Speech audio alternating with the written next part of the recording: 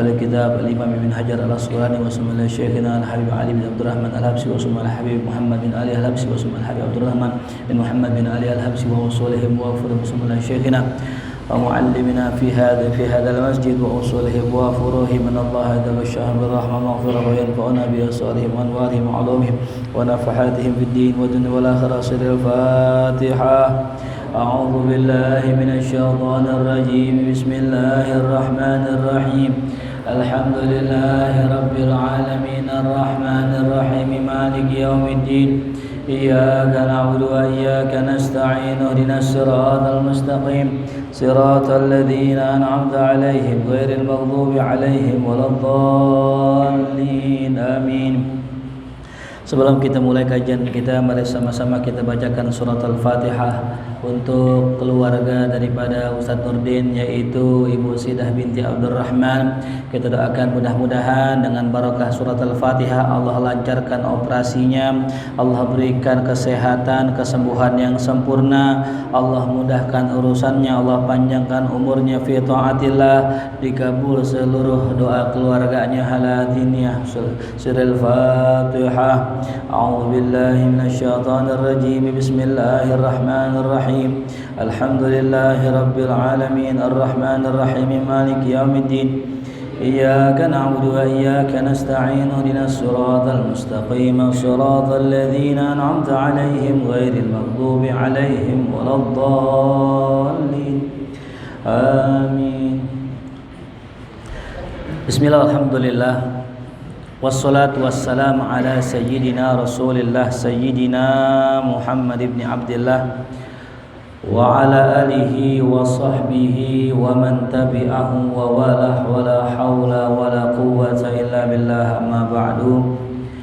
Faqad qala al-musannif rahimahullahu ta'ala wa adama naf'alna bi barakatihi wa bikum fid dharain amin. Qala An Ibni Umar radhiyallahu anhuma qala qultu li Bilalin kaifa ra'aitan nabi sallallahu alaihi wasallam yaruddu alaihim hina yusallimuna alaihi wa huwa yusalli. Qala yaqulu hakadha wa basata kaffahu. Akhraja Abu Dawud wa Tirmidzi wa sahhahahu. Alhamdulillah, puji syukur kehadirat Allah Subhanahu wa taala. Kita melanjutkan pelajaran kita masih dalam kitab yang sama, kitab Bulughul Maram, dan masih di bab syarat-syarat salat. Yang sama-sama kita hormati, kita muliakan Al-Mukarram Wal-Muhtaram Ketua DKM Masjid Jami Ar-Riyad Al-Ustadz Haji Nurdin matta'anallah bituli hayatih wa nafa'anallah bi'ulumih. Dan juga yang sama-sama kita hormati orang tua kita, guru kita Ustadz Mahdi, Ustadz Helmi, dan juga seluruh para guru-guru lainnya dan para habaib yang hadir pada malam hari ini. Mudah-mudahan kita yang hadir tidak pulang melainkan mendapatkan rahmat dan maghfirah dari Allah Subhanahu wa taala. Amin ya rabbal alamin. Ngelanjutin daripada tentang syarat-syarat salat, kita masuk kepada hadis yang diriwayatkan oleh Sayyiduna Abdullah ibn Umar radhiyallahu anhu. Jadi beliau itu dipanggilnya Ibnu Umar, padahal namanya Abdullah bin Umar. Berkata guru-guru kami, umumnya kalau orang dipanggil Ibnu, Ibnu Abbas, Ibnu Umar, Ibnu Zubair, itu biasanya namanya Abdullah.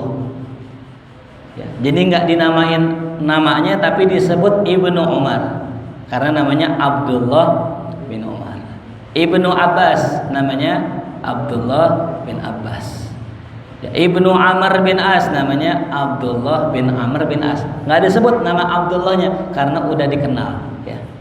Itu karena nama yang paling bagus dua kata Rasulullah, Abdullah dan Abdurrahman. Itu ya. Orang Betawi nggak mau capek, Abdullah panggil aja dulu gitu ya. Abdurrahman panggilnya Oman. Padahal nama yang paling bagus nggak usah disingkat, doa itu. Ya, Abdullah, Abdurrahman teh, masya Allah. Nah ini suatu hari Abdullah bin Umar yang merupakan anaknya Sayyidina Umar, ya. Nah beliau ini kalau kita mau tahu orang yang paling pengen tahu tentang Rasulullah. Jadi kalau Abdullah bin Umar kerjaannya nanya-nanya sahabat tentang kebiasaannya Rasulullah, hatta yang paling terkecil diikutin sama Abdullah bin Umar. Dalam riwayat disebutkan suatu hari beliau sedang jalan, baru keluar dari kota Madinah langsung neduh, ya. Ibaratnya mau ke Jawa, kita mau ke Haul Solo misalnya, baru sampai tol sini nih, Cibubur, langsung ke rest area, kan masih dekat bahasanya gitu. Kalau mau ke rest area mungkin Cipali kali, jauhan dikit. Nah ini masih di Cibubur, udah ke rest area. Sama kayak Abdullah bin Umar, baru keluar udah istirahat, ditanya, ya Abdullah, kenapa engkau istirahat di bawah pohon ini? Belum, masih jauh perjalanan. Apa kata beliau? Dulu Rasulullah kalau keluar kota Madinah, rebaannya ngademnya di sini tuh. Ya. Sampai tempat ngademnya aja diikutin. Ya. Kita nih kalau ikut ziarah ame guru-guru, ya. Itu biasanya kita suka perhatiin guru kalau keluar Batang makannya di warung yang mana gitu. Ini mungkin orang biasa nggak ikutin nih. Orang biasa mah di mana aja makan. Kalau guru nggak. Ya. Guru kita kalau makan di sini, udah besok kita di situ. Ya. Nah, kita nggak tahu apa sirnya, apa rahasianya. Kok saban kali keluar Batang makannya di situ. Besok lagi di situ lagi. Besok lagi di situ lagi. Kita telisik ternyata yang punya warung janda. Sallallahu alaihi Muhammad. Jadi janda bukan sembarang janda. Jandanya janda susah. Ya. Jadi yang lain pada punya laki, yang lain orang muda. Kenapa dipilih janda? Tadi kata Nabi kita Muhammad SAW, as-sa'i alal armalati wal masakin au miskin, ya. Orang yang bantuin janda dan orang miskin, kasoim la yuftir wa qalqaim la yaftur. Itu kayak orang puasa nggak pernah buka, kayak orang sholat malam nggak pernah istirahat. Yang bantuin janda ame orang miskin tuh. Jadi ternyata dalam kebiasaan yang dikerjakan guru-guru kita itu mengandung ilmu yang kita nggak tahu. Ya. Sampai Ibnu Umar, jangankan masalah ibadah, jangankan masalah adat, masalah buang hajat.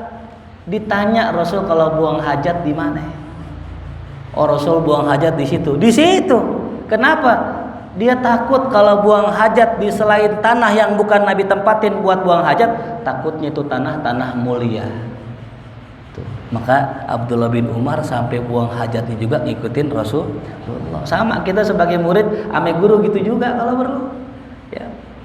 Ikutin tuh kebiasaan guru-guru kita. Nah, kata ulama, ibadatul awam, ibadahnya orang awam itu ada kebiasaan. Wa'adatu ahli sadah, ibadah dan kebiasaannya orang-orang besar adalah ibadah, walaupun hanya sekedar kebiasaan. Sama kayak ngerokok. Ya ada murid fanatik banget sama guru. Guru rokoknya apa? Diikuti. Cara ngerokoknya nggak pakai tangan kanan, pakai tangan apa? Kiri. Ngadepnya jangan ngadep kiblat, ngadepnya ngadep belah sono tuh, masya Allah. Ya. Kan kalau misal ngerokok pakai tangan kanan, yang apalagi yang rokoknya baunya menyengat kan, kalau orang salaman nggak demen rokoknya kan, Ustadz baunya filter nih gitu. Aneh kan samsumania. Nah sebegitu sahabat pengen ngikutin Rasulullah SAW, hatta dalam perkara yang paling kecil mereka ikutin Nabi kita Muhammad SAW. Nah ini sama, ya. Abdullah bin Umar nanya sama Bilal. Nah, kenapa Bilal? Karena Bilal paling dekat dengan Rasulullah. Kaifa ra'aitan Nabi? Wahai Bilal, bagaimana engkau melihat Nabi? Yaruddu alaihim, menjawab atas mereka, hina yusallimuna alaihi, ketika mereka ngucapin salam buat Nabi, wa huwa yusalli, sedang Rasul lagi sholat. Nah ini kisahnya orang-orang Ansor, ya, orang-orang Madinah. Itu kadang Rasul lagi sholat mereka salam tuh. Rasul lagi sholat, mereka salam. Gimana tuh Rasulullah jawabnya? Yang pertama, nggak boleh ngomong ketika sholat. Yang kedua, salam hukumnya sunnah, jawab salam hukumnya wajib. Nah kita lagi sholat ya Allahu Akbar, pertama nggak boleh ngomong. Yang kedua jawabnya wajib. Nah bagaimana tuh jawabnya? Dicontohkan sama Sayyidina Bilal, yaqulu hakada. Kata beliau begini nih, ya. Dalam riwayat wabas sato kafahu, angkat tangannya, wabas sato kafahu, ya. Jadi dalam riwayat ketika Rasul lagi sholat, ada orang salam assalamualaikum, Rasul nggak jawab, tapi Rasul kasih isyarat, gitu, ya. Itu caranya Rasulullah, ya. Diangkat tangannya. Dalam riwayat yang lain dijadikan bagian punggungnya ngadap ke atas, ya, zahrul kaf namanya. Dijadikan batinul kafnya ngadap bawah. Ada yang riwayat begini, ya, ada yang bilang begini, ada yang bilang begini, ya. Dalam riwayat yang lain, fatok to'aroksahu, Rasul anggukkan kepalanya. Datang, assalamualaikum ya Rasulullah, gitu. Dalam riwayat yang lain pakai jari, mungkin begini, kode, isyarah. Nah inilah cara Nabi kita Muhammad Sallallahu Alaihi Wasallam menjawab salam. Kenapa? Karena Allah berfirman, wa idza huyyitum bitahiyyatin fahayyu bi ahsana minha aw rudduha. Tuh, ya.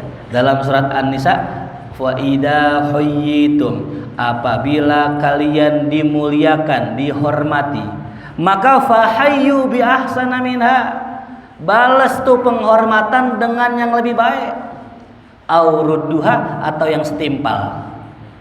Allah nyebutnya yang lebih baik dulu, baru yang setimpal. Sama kayak kawin, sama nikah gitu juga. Fankihu ma tawalakum minan nisa masna wa sulasa wa ruba fa in khiftum alla ta'dilu wahidatan. Berapa dulu? Yang 4 apa yang 1 dulu?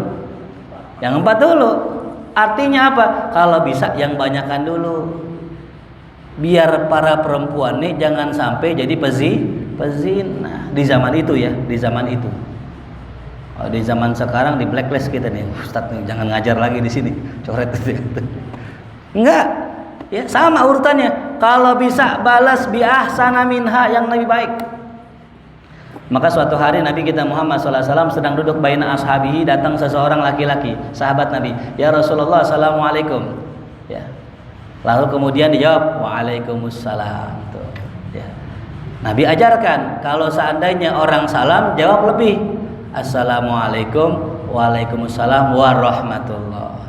Assalamualaikum warahmatullah, jawabnya waalaikumsalam warahmatullah wabarakatuh. Assalamualaikum warahmatullahi wabarakatuh. Waalaikumsalam warahmatullahi wabarakatuh wa maghfiratuh. Jawabnya lebih. Nah, tapi kalimat fahayyu, ya, ini kan maknanya tahiyah. Ya. Yang namanya tahiyah itu sebenarnya khusus buat Allah. Ya, enggak ada tahiyat kecuali buat Allah. Tahiyat, istilah tahiyat. Makanya kita kalau Ustaz mengatakan at-tahiyatul mubarakatus sholawatut thayyibatu lillah. Lillah apa namanya? Buat Allah. Cuman Allah yang nyuruh nih. Ya. Kalau bisa juga ente kasih tahiyat buat orang. Apa tahiyat? Penghormatan. Karena nggak ada yang pantas dihormatin kecuali siapa? Allah. Cuman Allah nyuruh kita, wahai hambaku, kalau ada orang menghormati kamu, maka hormatilah dia dengan yang lebih dari apa yang dikasih. Ini dalil, ya. Kalau ada kita bikin kondangan sedekahan, ada orang ngasih amplop, ada sebagian orang dicatat tuh, berapa amplopnya, gocap gitu. Nanti kalau dia bikin acara, kita tambahinlah 55.000 gitu, ya, lebih, jangan sama-sama gocap. Kemudian dia ngasih cepek, besok dibikin acara, kita kasih 110.000 lebihin. Ini tradisi orang dulu. Orang dulu nyatet amplop isi orang bukan hitung-hitungan, tapi ngebales kebaikan dia lebih Itu orang dulu. Lame-lame berubah. Lame-lame berubah. Ketika orang ngamplopin gocap, dia ingat dulu gua ngamplopin dia cepet. Sekarang dia ngamplopin gocap, dicatat di speaker, diumumin. Para hadirin, ini ada amplop Bapak Pulan bin Pulan kurang gocap gitu katanya. Ini kenyataan adek, tapi bukan di Kuitang ya. Sono di daerah Jonggol kali jauh. Ada itu kurang dibilangin. Artinya apa? Orang dulu udah bener. Kalau orang hajatan dicatat, buat balikinnya lebih lama kelamaan hilang. Nyatetnya masih, kalau kurang dihitung itu. Ya. Nah jadi apa yang dikerjain orang dulu udah bener udah. Ya. Cuman kan lama-lama jadi susah. Ya. Contoh misal orang mau pergi umroh, orang dulu nih datang ke rumah orang yang mau pergi umroh dikasih amplop. Apa tujuan amplopnya? Mudah-mudahan nanti sampai di sono tuh duit kepake. Jadi aneh nggak pergi umroh, tapi duit aneh nyampe. Insya Allah pahalanya dah dapat. Ya, tapi lama kelamaan berubah. Kita nih yang mau umroh, zaman sekarang mau umroh, datang tamu, lenggang tangan, nggak bawa duit, nggak bawa amplop, nggak bawa apaan. Kata orang yang mau umroh, lah kok nggak dibagi duit sih gitu. Lah ini berbeda. Ya, memang betul sabda Nabi kita Muhammad SAW. Di zaman kalian kata Rasulullah sekarang ini, katsirun mu'tuhu wa qalilun sa'iluhu. Banyak yang mau bagi tapi dikit yang mau nerima. Zaman Nabi. Oh zaman kita sekarang, katsirun sa'iluhu. Banyak yang minta tapi jarang yang mau bagi. Tuh ya, udah kebalik zaman tuh. Ya. Naam. Nah, jadi itulah cara Nabi kita Muhammad SAW ya, mengajarkan kalau kita bisa balas dengan yang setimpal. Makanya guru-guru kita mencontohkan tuh, kalau kita main ke rumah si fulan, ntar si fulan main ke rumah kita juga, begitu ya. Tapi itu namanya bukan silaturahim. Nabi mengatakan laisa ya, bukanlah silaturahim bil mukafi, dengan cara membalas. Kalau kita kan sering begitu ya, lebaran datang ke rumah sono, ntar sono ke rumah kita gitu. Itu bukan silaturahim. Tapi silaturahim yang gede pahalanya, yang bisa manjangin umur adalah kita menyambung hubungan dengan orang yang sudah mutusin hubungan dengan kita. Ya, ini biasanya gara-gara warisan nih. Kata saudara kita, awas lu ya, gua nggak anggap lu saudara lagi, udah begitu. Bagian gua kudunya banyak, ngapa lu yang banyak begitu. Udah, gua nggak anggap saudara. Nah, yang begini nih kita datangin ini, yang gede pahalanya yang begini. Atau menyambung yang belum pernah ketemu lagi misalnya. Ya. Orang teman kita jauh, rumahnya di mana, di Lombok misalnya. Terus kita main ke Lombok, nah itu yang masya Allah gede gitu, luar biasa. Gitu ya. Tapi kalau yang tiap hari main, tiap hari di tongkrongan bareng-bareng, main catur bareng ya, nonton bola bareng, yang itu biasa, udah pahalanya nggak sama dengan yang tadi tuh, jauh ya. Nah itu maknanya adalah membalas dengan yang lebih ya. Dikatakan di sini ikhtalafa ahlul ilm hal bastuhu kana ilal a'la am bi ghairi dzalik. Ada yang mengatakan bagaimana kira-kira caranya, kata ulama. Fa ba'duhum yaqulu yaqbidu asabi'ahu wa yamuddu sababah. Ada yang mengatakan tangannya digenggam dan telunjuk dibuka gini. Ya. Jadi misalnya begini, sholat begini gitu.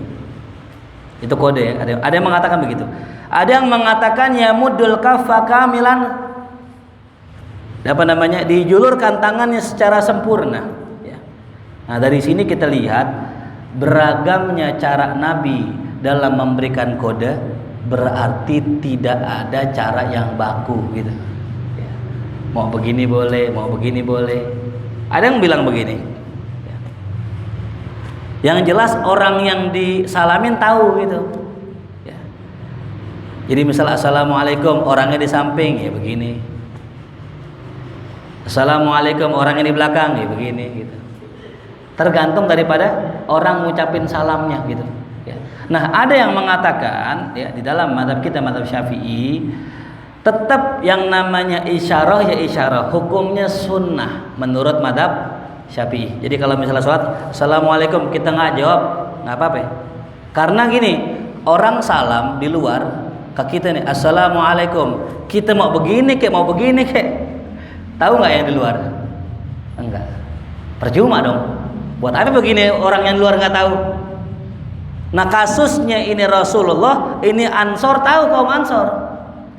Nah kasus kita sekarang kebanyakan orang salam assalamualaikum, kita pakai isyarat, dia nggak tahu. Maka ya cukup kita keraskan bacaan kita.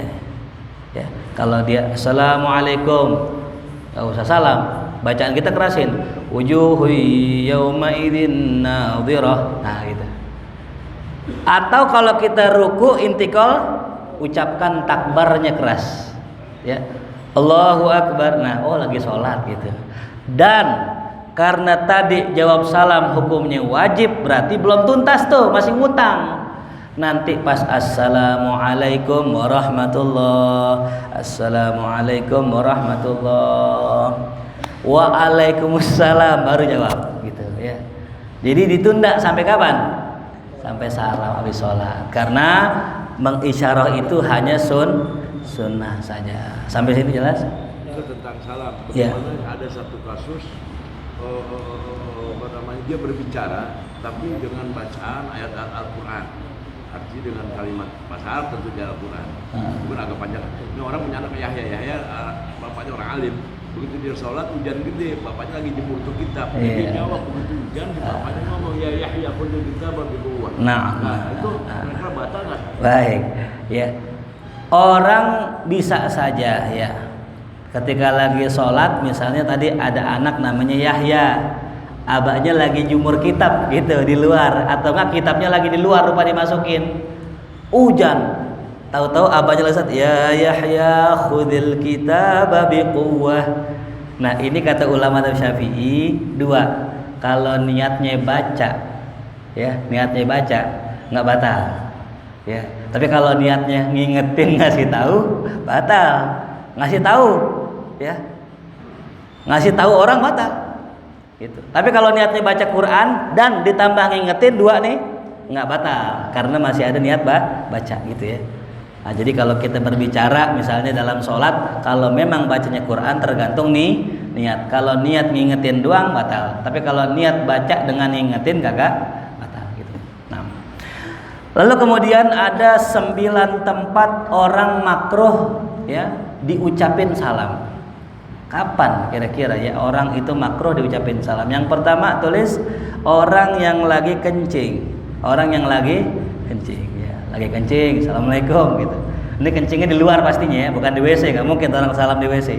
Lagi di luar, lagi kencing. Emang zaman Rasulullah begitu. Dalam sejarah hidup Nabi nggak pernah masuk WC, nggak pernah. Ya. Maka ada kitab di dalam kitab Maktabah Syamilah dia yang saya punya di sini, ada satu buku menjelaskan bahwasanya ulama itu main lama-lamaan masuk WC. Ada yang sebulan nggak masuk WC, ada yang 2 bulan nggak masuk WC. Maknanya gini, mereka ini orang-orang soleh di zaman dulu, mereka menghindari masuk tempatnya setan gitu. Maka lebih baik dia buang hajat di padang pasir, di tempat di luar rumahnya daripada di rumahnya gitu. Nah, sampailah Nabi kita Muhammad SAW nggak pernah tuh sama sekali masuk ke dalam kamar mandi, nggak pernah buang hajat di rumah, nggak pernah, pasti di luar gitu. Nah tadi ketika buang hajat di luar, suatu kali Nabi diri, kencingnya diri, dilihat sama sahabat, oh Nabi diri. Tapi dibantah sama Sayyidatuna Aisyah radhiyallahu anha ummul mukminin, ibu kita. Apa kata Siti Aisyah? Rasul nggak pernah kencing diri, illa kencingnya duduk atau jongkok begitu. Nah ini kan kontradiksi nih antara omongan sahabat dengan omongan istrinya. Sampailah kata ulama, enggak benar, itu benar. Siti Aisyah ngomong yang nggak pernah diri di rumah, tapi Rasul kadangkala di luar diri. Ini menunjukkan bahwasanya yang tadinya hukumnya kencing diri haram, gara-gara Rasul pernah kencingnya diri jadi makruh saja tuh ya. Nah itu kalau orang lagi kencing Jadi nggak boleh kita salam. Assalamualaikum, waalaikumsalam gitu nggak boleh. Yang kedua, lagi jima, orang lagi jima tuh ya. Nah inilah ya, kita kalau misalnya orang jima ya pasti kita nggak tahu ya. Sekiranya kita lagi berjima terus ada yang salam, maka nggak wajib jawab salam. Ya, siang-siang tengah hari bolong habis johor, laki bini nyampur, Pak RW datang, Assalamualaikum, mau sensus nih, kita lagi nanggung ini, nggak perlu jawab salam, nggak wajib, ingat ya, nggak wajib. Kenapa? Takutnya pas jawab nadanya berbeda, ketahuan lah, kok begini nih orang gitu, ya. Makanya nggak wajib jawab, ingat ya. Jadi ini buat orang yang 9 ini kagak wajib jawab. Dan orang yang salam hukumnya makruh kalau dia tahu, kecuali nggak tahu. Pak RW salam, nggak tahu nih siang-siang dia lagi ngapain. Assalamualaikum, nggak dijawab, nggak dosa. Dan yang disalamin nggak wajib jawab. Yang nomor 3, ya, orang tidur makruh kita nyalamin orang yang lagi tidur. Tuh. Kecuali ada kecualinya, pengen bangunin sholat, boleh. Misal datang nih kita tengah malam jam 10, teman kita lagi rebahan di masjid, jangan dibangunin. Ya, lewat kita pengen ziarah, teman kita lagi rebahan sini, Assalamualaikum, ente lagi ngapain nih mari? Jangan, kali-kali lagi ngimpi ketemu Nabi kita bangunin. Ya Allah, saya punya murid cerita, waktu itu lagi tidur pengen ketemu Rasulullah. Ayo kita ke sana ketemu Rasulullah. Pas lagi lari pengen ketemu Rasulullah dibangunin sama abahnya. Bangun gak jadi. Ya Allah sayang banget itu. Ya, makanya jangan ganggu orang sholat. Hatta walaupun baca Quran, walaupun zikir, kalau ada orang tidur nggak boleh kita ganggu orang tidur kita itu. Ya. Kan Quran bagus, zikir bagus. Ya nggak boleh tuh bangunin orang yang tidur, hak mereka itu. Ya. Makanya zikir ada jahar, ada apa? Sir. Ada zikir keras, ada zikir pelan. Ya. Biar kita kondisional. Kalau lagi rame-rame habis sholat, baca jangan lip sync. Ya. Habis sholat diam-diam aja, baca bareng-bareng. Allahumma antas salam, wa minkas salam, wa ilaika ya'udus salam tuh. Ya. Dibaca. Ya. Dan juga saya pesan buat para jamaah ini ya, penting sekali.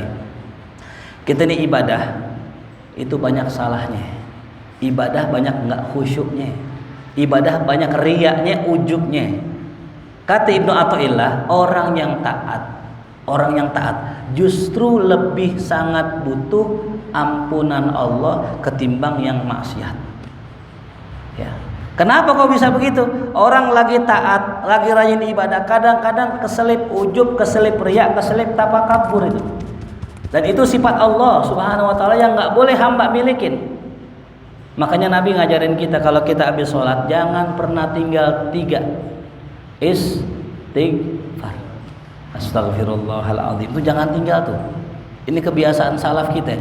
Assalamualaikum warahmatullahi, assalamualaikum warahmatullahi, astagfirullah, astagfirullah, astagfirullah. Hatta walau karena cuma 3 begitu. Kalau kita ditambahin.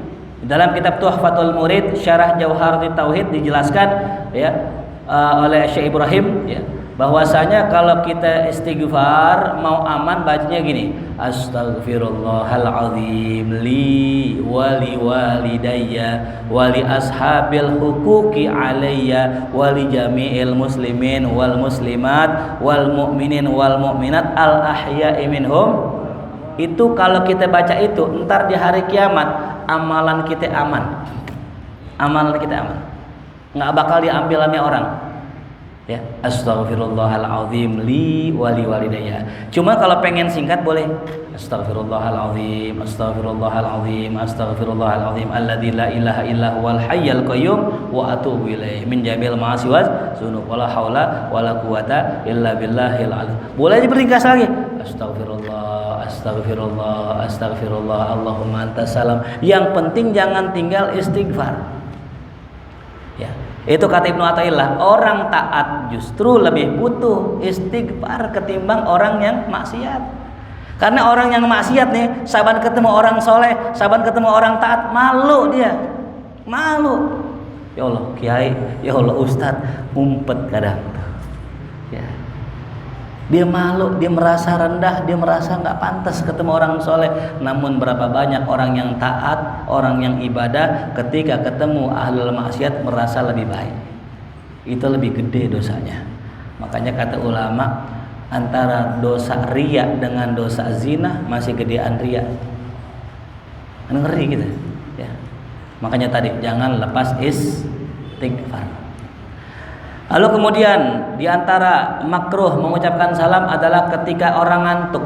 Orang ngantuk jangan disalamin. Ya. Lagi ngantuk begini gini. Kenapa jangan? Karena kalau orang ngantuk disalamin kagak ngeh,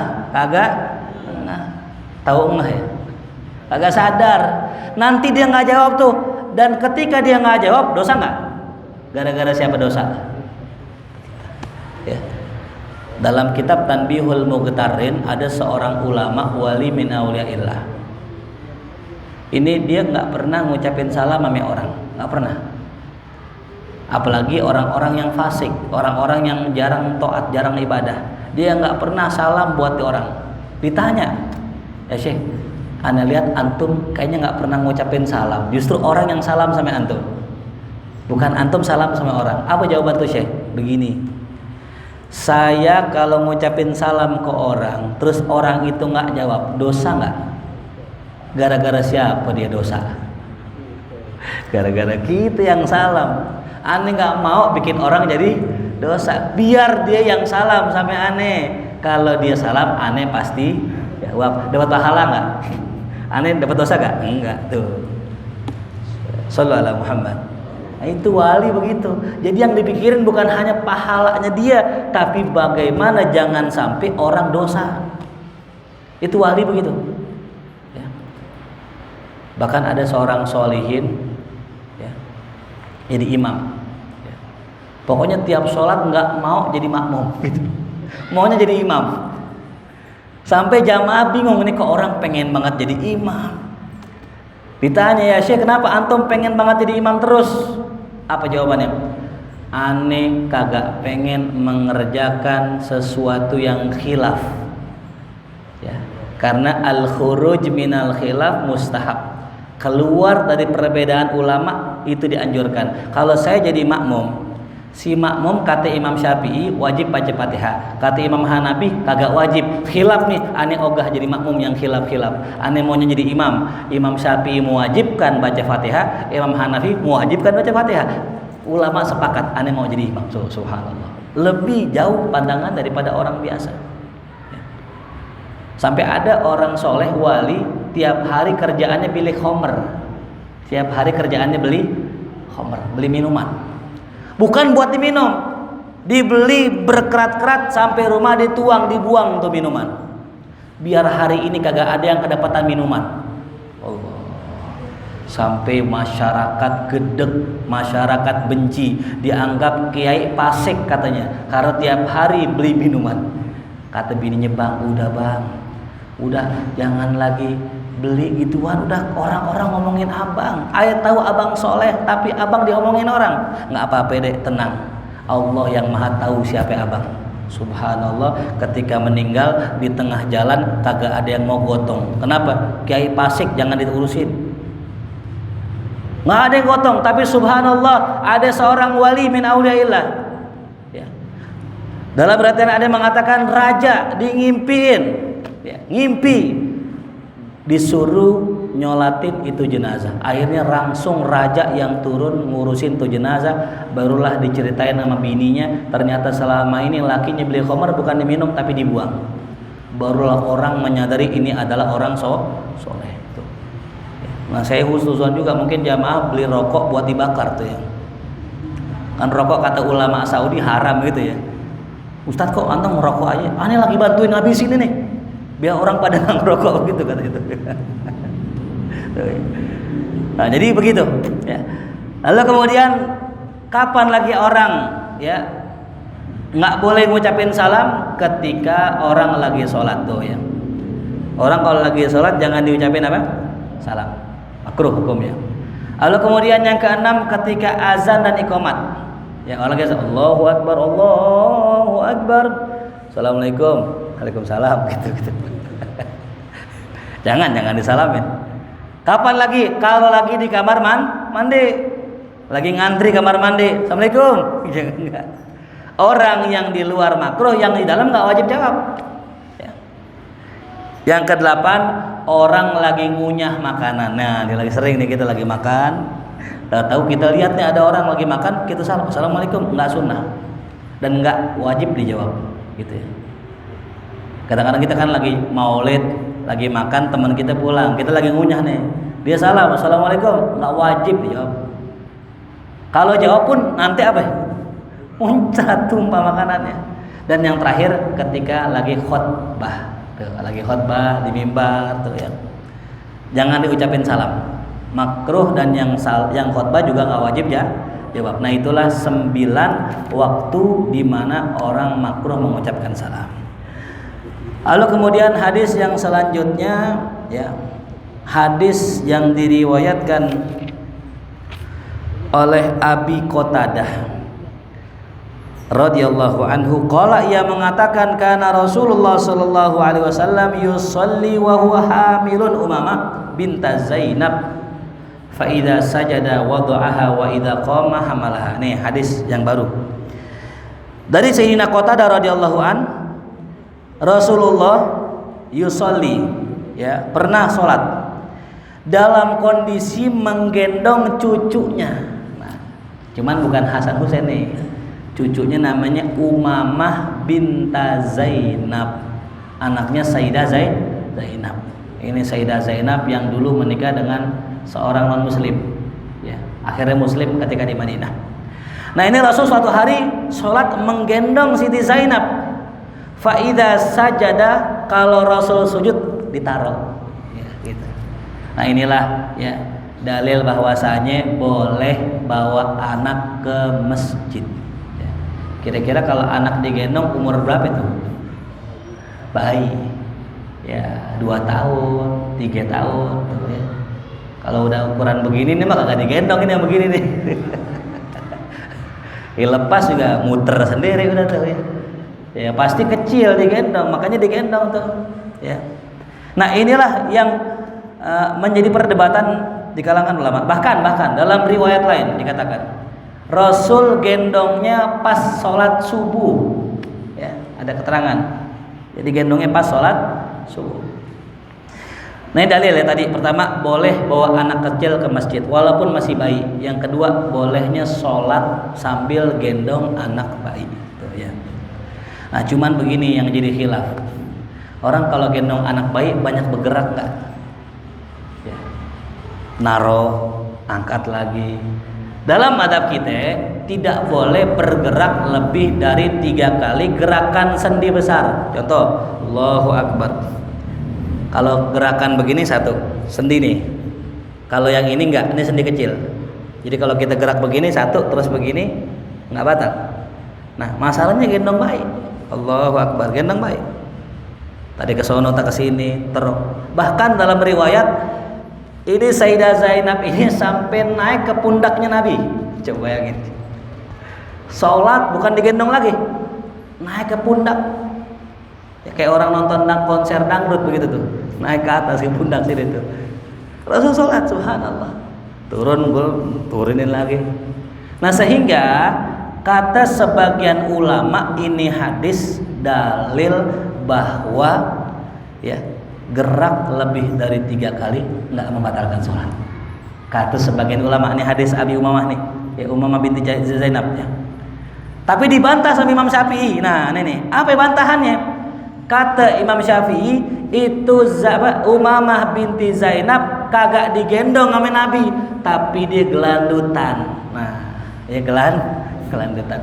Kira-kira kalau orang sholat gelandutan banyak bergerak gak? Enggak. Yang sholat enggak, karena yang gelandutan kan cucunya. Allahu Akbar, gelandut sini, naik sono, naik sini, gendong sono. Dia mah begini aja, Rasul begini aja tuh.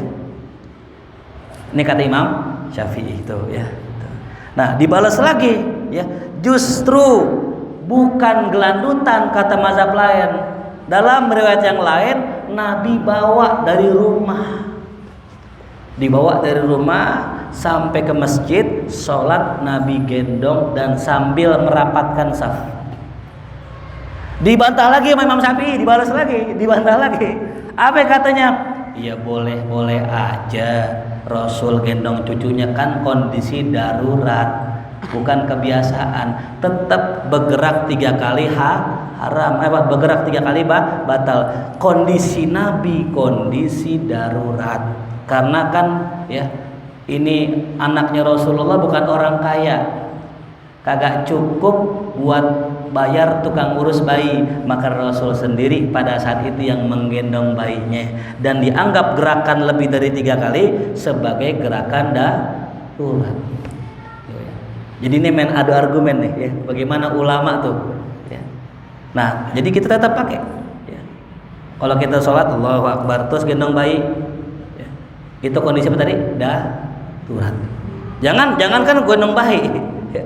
Kita sholat Allahu Akbar, ada orang nyolong sendal kita kejar boleh ya, kita kejar boleh ya. Cuman ya lihat sendal juga sih ya, kalau sendalnya mah swallow ya nggak usah dikejar, udah gue sedekahin aja sendal swallow ini. Tapi kalau sendalnya mahal mungkin ya Nyekerman, Eiger ya, bahkan ada yang sendal sampai 1 juta ya, kejar nggak apa-apa dah ya. Leman sendal cuma 5.000 ya. Diambil juga ya nggak mahal gitu. Nah jadi jangankan gendong bayi itu ya. Sering kejadian kita sholat nih Allahu Akbar, tahu-tahu celana kita melorot. Mungkin dia sholat pakai pangsi ya. Pangsinya apa? Melorot, batal gak? Kagak. Asal pas melorot langsung ditarik ya. Nah ketika posisi begitu udah nggak ada hitung gerakan 1, 2, 3, udah nggak ada ya. Jadi kalau lagi dalam kondisi darurat melorot, udah naik pakai sarung melorot, taikin, pakai lagi nggak apa-apa. Itu namanya kondisi darurat. Sama perempuan gitu pakai mau kena melorot, taikin nggak apa-apa itu ya. Nah ini ya contoh perdebatan. Bahkan Nabi kita Muhammad SAW suatu hari terjadi di zaman Nabi lagi sujud ya. Faja'a al-Hasan, datang Sayyidina Hasan ya, naik ke punggungnya Rasulullah ya. Sahabat biasa kalau sholat amin Nabi memang sujudnya nggak bentar, agak lama. Cuma ini lebih dari batas yang biasanya ya, sampai 5 menit belum bangun-bangun. Coba bayangin ya, sujud sampai 5 menit. Dari sinilah ulama mengambil dalil bahwa sujud merupakan rukun panjang, karena pernah Rasul memanjangkan sujudnya. Tuh. Kalau ruku ada dalilnya. Ketika Rasul sholat, Sayyidina Ali jalan, ketemu orang tua, pengen diselak, nggak enak adab, ditungguin lambat. Rasul lagi sholat, ditahan ame malaikat, ruku, jangan bangun. Matahari ditahan, Rasul ditahan, lama rukunya Rasulullah. Ketika dekat-dekat masjid, tuh orang tua tadi malah berbelok, nggak masuk masjid. Oh ternyata orang Nasrani, orang non Muslim. Nah itu dalil bahwa ruku juga rukun panjang. Jadi masing-masing kalam-kalam ulama tuh punya dalil, nggak sembarangan. Dibilang sujud rukun panjang, dalilnya Sayyidina Hasan. Dibilang ruku rukun panjang, dalilnya Sayyidina Ali. Dibilang diri rukun panjang, Rasul pernah sholat Pak dalam kondisi 1, berjamaah bareng sahabat. Suatu malam Rasul sholat malam, Allahu Akbar, sholat malam nih. Namanya sahabat paling demen sholat bareng Rasul ya. Nanti kita insya Allah ya, malam berapa di sini 25 ya kalau tarawih, itu kita hadir. Saya yakin insya Allah Rasul hadir bareng kita, karena yang sholat di sini bukan orang sembarangan. Nah, ini kebiasaan orang-orang soleh dulu di Pekojan, di sini di Al-Hawi, jangan sampai luput tuh sholat jamaah. Nah sama sahabat begitu, Rasul lagi sholat malam, tiba-tiba sahabat ramai di belakang ngikutin. Tapi yang unik subhanallah, ketika Rasul sholat rakaat pertama baca Al-Baqarah 1 surat 2 juz setengah. Kuat gak kira-kira? Kali mau coba kali sekali-kali gitu, ngerasain jadi sahabat. Gimana sih jadi sahabat Nabi? Sholat 2 juz setengah rakaat pertama. Habis rakaat pertama masih lanjut baca An-Nisa. An-Nisa duluan. Anissa kelar baca Ali Imran, sahabat udah mulai gelisah, kakinya gemeter. Ini kapan rukunya? Abis Anissa kelar, ruku Al-Maidah. Allah, sampai sahabat, wah luar biasa. Ini sahabat Nabi loh ya, bukan kita. Kalau kita mah dari awal udah pulang udah. Ini 1 rakaat, belum 2 rakaat, 1 rakaat. Ya Allah, pantas Nabi sholat sampai kakinya bengkak. Kalau kita bengkak duluan, sholatnya belum. Sholat ya Allah ya Rabbi, sholat, masya Allah tuh. Besok sahabat mikir-mikir pengen ikut sholat bareng Nabi itu ya. Ya itulah tuh ya, masya Allah luar biasa tuh. Jadi sujud diri sampai ruku panjang, namanya rukun panjang. Nah kalau i'tidal enggak. Kalau kita diri i'tidal, sami Allahu liman hamidah, lamanya sama kayak baca Fatihah, maka batal. Duduk juga, Allahu akbar rabbighfirli warhamni, lamanya melebihi tahiyat, batal. Illa sujud, ruku dan berdiri, yang masing-masing ada dalilnya. Dan hadis yang terakhir dari bab kita yang terakhir, dari Abu Hurairah radhiyallahu anhu, Rasul bersabda, uqtulu aswadain fi shalah, bunuhlah oleh kalian 2 aswad. Ya, aswad di sini kata Rasulullah adalah al-hayyah wal aqrab, ular sama kalajengking. Jadi ke orang kalau lagi sholat dikatakan di sini boleh membunuh ular dan kalajengking. Apa alasannya? Kata Nabi dalam hadis yang lain, ad-doror ya la dororo wala diroro. Kagak boleh ngebahayain orang dan gak boleh ngebahayain diri sendiri. Allahu akbar, ular. Ya, boleh kita matiin. Terus lanjutin sholat boleh. Gerakan itu nggak batal, karena gerakannya darurat. Kaidahnya ad-daruratu tubihul mahdhurat. Yang darurat itu bisa membolehkan yang dilarang. Jadi bergerak lebih dari 3 kali nggak boleh. Tapi kalau gara-gara ada ular, ada kalajengking, boleh kita matiin. Ya. Nah, ini pembolehan namanya taksis. Namanya apa? Taksis. Dasarnya nggak boleh kita bunuh hewan dalam sholat, nggak boleh. Ya. Allahu akbar, nyamuk. Nggak boleh. Ya. Masa kita lagi sholat bunuh hewan, nggak boleh. Ya. Nah, kecuali siapa tuh? Ya, ular. Ya. Ya. Jadi demikian. Ini hadis yang terakhir ya. Di antaranya jawazul amalil kasir, boleh bergerak yang banyak dalam sholat kalau memang dibutuhkan sebagai darurat ya. Ad-daruratu tubihul mahdhurat. Wallahu alam bisawab. Ini sampai sini saja, sudah selesai bab tentang syarat sholat. Insyaallah besok tentang sutroh. Nah ini sutroh tentang pembatas sholat. Ya kalau kita kayak nisan kuburan tuh ya, ada yang taruh di sini. Tuh. Pernah saya sholat, tahu-tahu ditaruhin gituan. Nah itu hukumnya gimana? Nanti kita bahas pada pertemuan yang akan datang. Wallahu a'lam bishawab. Mungkin sampai sini ada yang mau bertanya? Falyatafadhal, silakan. Dikit lagi isya ya.